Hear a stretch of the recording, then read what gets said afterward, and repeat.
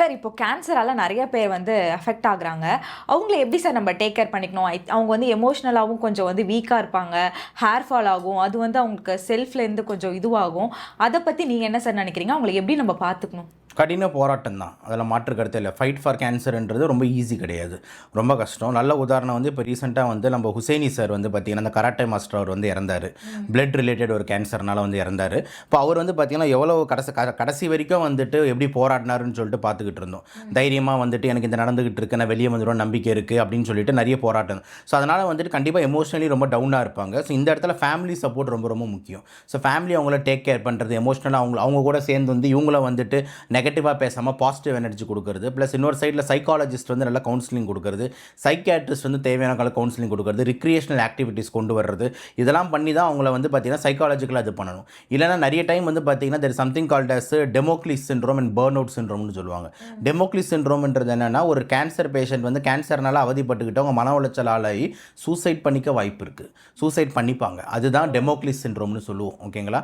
இந்த மாதிரி ஒரு விஷயங்கள்லாம் வந்து நடக்க வாய்ப்பு இருக்குன்றதுனால தான் நிறைய டைம் வந்து பார்த்திங்கன்னா வந்து இந்த சைக்காலஜிக்கல் கவுன்சிலிங் அண்ட் அரவணைப்புன்றது ரொம்ப ரொம்ப முக்கியமாக இருக்குது. ஃபேமிலி சப்போர்ட் இதில் ரொம்ப முக்கியமாக இருக்குது. பெயினால அவங்க சூசைட் பண்ணிப்பாங்கன்னு சொல்லி பல காரணங்கள்னால. ஓகேங்களா? அதில் வந்து பெயின்ன்றது ஒன் ஆஃப் த முக்கியமான காரணம். ஆனால் அதை தாண்டி வந்துட்டு டெய்லி முடக்க என்ன சொல்கிறது, ஒருத்தர் வந்து முடக்க போட்டு படுக்கையாகவே இருக்கிறது, எந்த வேலையும் நம்ம அவங்களால ஏங்கி செய்ய முடியாது, நினச்ச சாப்பாடு சாப்பிட முடியாது, ஒரு சொசைட்டியில் வந்து போய் திருப்பி மிங்கிள் ஆகி பேச முடியாது அப்படின்னு படுத்தபடியாக இருக்கும்போது ஒரு டிப்ரெஷன், மென்டல் டிப்ரெஷனுக்கு போவாங்க. இப்போ நம்மளே வந்து யோசிச்சு பாருங்க, ஒரு வீட்டில் வந்து நம்ம கை காலே வராமல் படுத்துக்கிட்டு இருக்கோம், இல்லை உடம்பு முடியாமல் படுத்துக்கிட்டே இருக்கும், நம்மளுக்கு யாராவது ஒருத்தவங்க வந்து சாப்பாடு ஊட்டி விட்றாங்க, டெய்லி டாய்லெட் வேலையெல்லாம் அவங்க பண்ணுறாங்கன்னும் போது உங்கள் மைண்ட் எவ்வளோ டிப்ரெஸ் ஆகும்ன்ட்டு. ஸோ அப்போ டிப்ரெஸ் ஆகும்போது வந்துட்டு நம்மளுக்கு என்ன தோணும், எதுக்கடா நம்ம இந்த வாழ்ந்துக்கிட்டு மற்றவங்களுக்கும் கஷ்டம் கொடுத்துக்கிட்டு இருக்கோம் அப்படின்ற மாதிரி ஒரு ஸ்டேஜ் வரும். இந்த மாதிரி டைம் அப்போ தான் அவங்க இந்த மாதிரி தவறான ஒரு முடிவை வந்து சூசைடை நோக்கி வந்து எடுக்கிறாங்க அப்படின்றது தான் வந்துட்டு இது. ஃபாரின்லாம் நிறைய டைம் பார்த்தீங்கன்னா there something called as euthanasia, merciful கில்லிங்னு சொல்லுவாங்க. நம்ம ஊரில் லா பிரகாரம் அது அலவுடு கிடையாது.